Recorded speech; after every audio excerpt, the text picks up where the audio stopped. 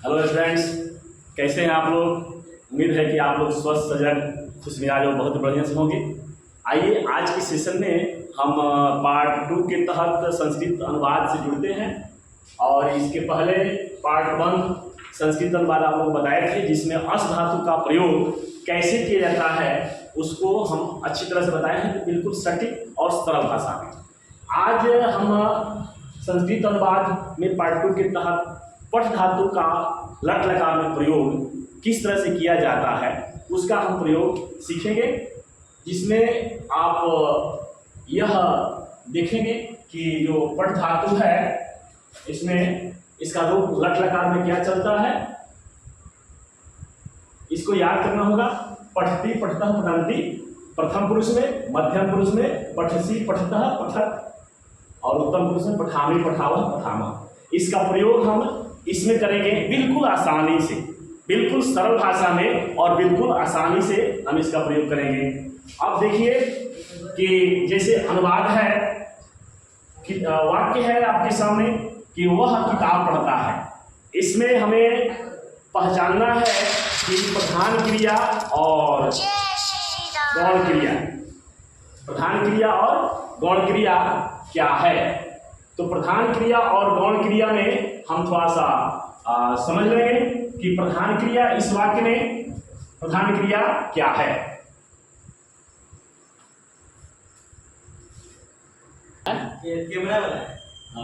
तो यहाँ हम ध्यान देंगे कि इस वाक्य में वह किताब पढ़ता में प्रधान क्रिया कौन है। प्रधान क्रिया पढ़ना, इसमें पढ़ता है, पढ़ता यानी पढ़ना जो है सो प्रधान क्रिया हो गया, जिसको संस्कृत में पठ धातु कहते हैं। और सहायक क्रिया में है, सहायक क्रिया में ये है जो है सो सहायक क्रिया होगा। तो इसका अनुवाद क्या होगा, सह पुस्तकम पठती, सह पुस्तकम पठती इसका अनुवाद हो जाएगा, पठती। और इसमें एक पिछली जो पार्ट है उसमें बताए हैं कि कोई भी वाक्य हमारे सामने आएगा तो सबसे पहले हम क्या खोजेंगे, एक नंबर में कर्ता खोजेंगे, दूसरे नंबर में कर्ता का पुरुष खोजेंगे, तीसरे नंबर में कर्ता का वचन खोजेंगे और चौथे नंबर में हम क्रिया खोजेंगे।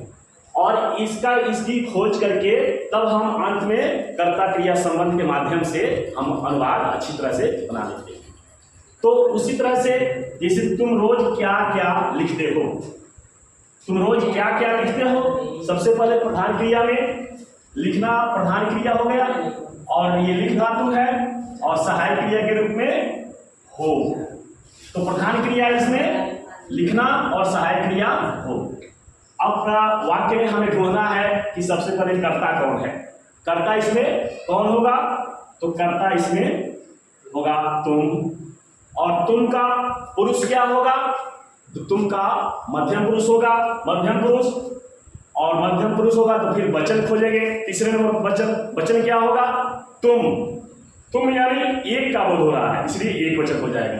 तो हमने पुरुष पहचान लिया, कर्ता पहचान लिया, पुरुष पहचान लिया, वचन पहचान लिया, इसके बाद क्रिया हमने पहचान ही लिया है।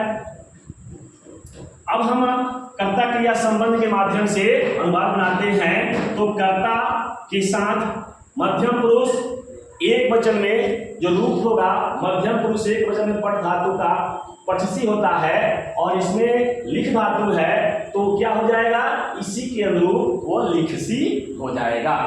बिल्कुल उसी तरह से जिस तरह से पठसी है इसी तरह से लिख धातु का लिखसी हो जाएगा। तो अनुवाद क्या हो गया कि त्वम प्रतिदिनम किम लिखसी, तुम प्रतिदिनम किम लिखसी, तुम रोज क्या क्या लिखते हो। यहाँ पर क्या क्या दो बार रिपीट हुआ है तो इसलिए एक बार और हम किम जोड़ देंगे, किम किम लिखसी। अगला जो वाक्य है, तुम लोग रोज क्या खाते हो, तुम लोग रोज क्या खाते हो। इस वाक्य में सबसे पहले हम क्या ढूंढेंगे, सबसे पहले हमें ये पहचान करना है कि कर्ता कौन है।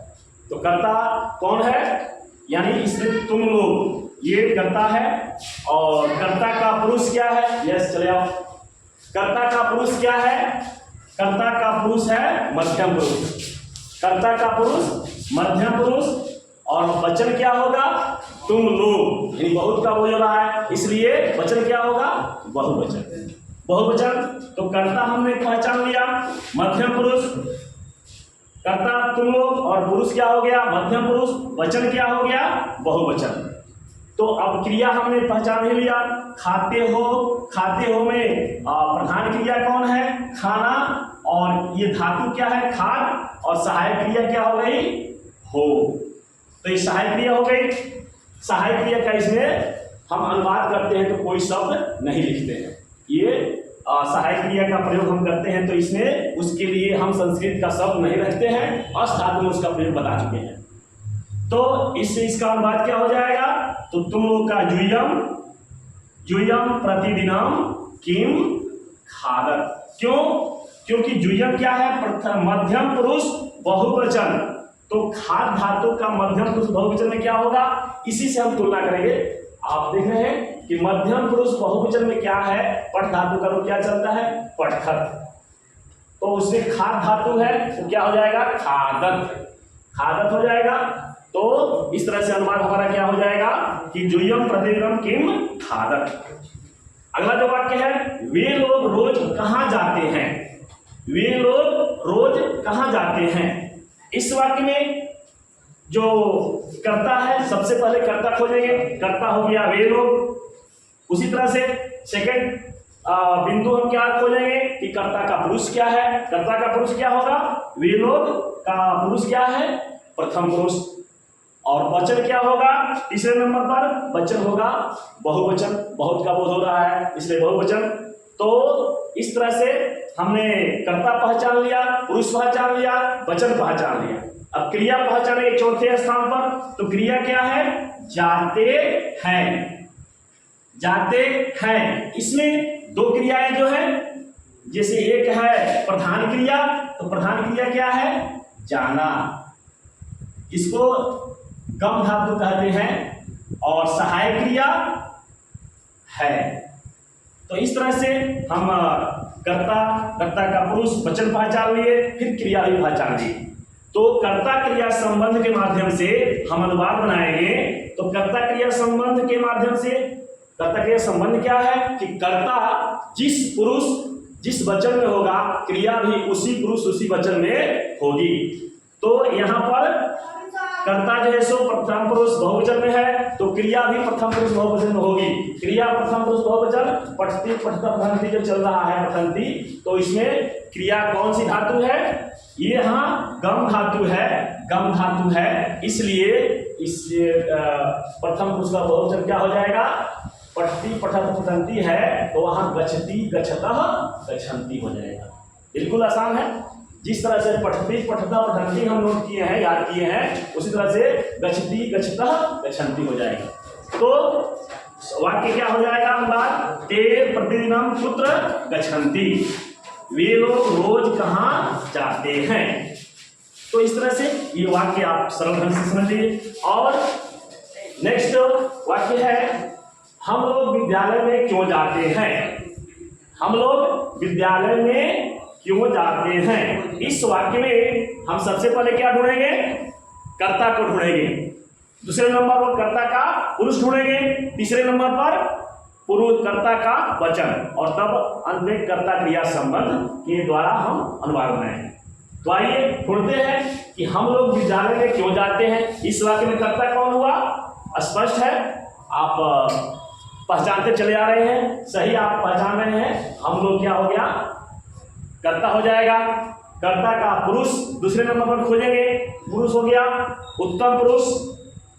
यानी कोई दिक्कत हो रही है तो एक नोट है, नोट को याद कर लेंगे, फिर से रिविजन करा लेते हैं। हम पहले पार्ट में बताए हैं कि कथन को कहने वाला कौन होता है? उत्तम पुरुष होता है। और कथन को जो सुनता है वो मध्यम पुरुष होता है। और कथन जिसके बारे में कहा जाता है वो क्या होता है? प्रथम पुरुष या अन्य पुरुष। यानी कथन को कहने वाला उत्तम पुरुष, सुनने वाला मध्यम पुरुष, और जिसके बारे में कहा जाए वो अन्य पुरुष या प्रथम पुरुष कहलाता है। तो हम लोग यानी कथन को कहा जा रहा है, तो यहाँ पर कौन पुरुष होगा? उत्तम पुरुष। पुरुष की पहचान हो गई, कर्ता हो गया हम लोग, और हम लोग का पुरुष क्या हो गया? उत्तम पुरुष।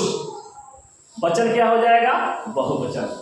तो कर्ता हमने पहचान लिया, पुरुष पहचान लिया, वचन पहचान लिया, क्रिया पहचानेंगे।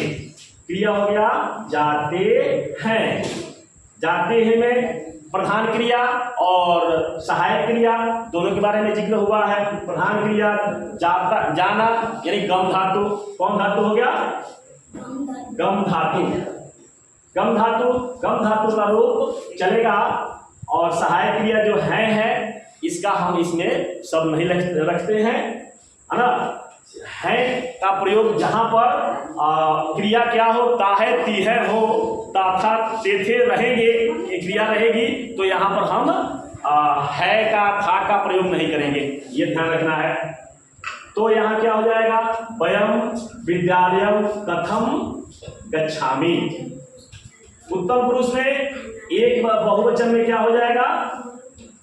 उत्तम पुरुष एक वचन में, उत्तम पुरुष एक वचन में पठामी है, पठावा है, पठामा है, तो उत्तम पुरुष बहुवचन है, तो क्या हो जाएगा यहाँ?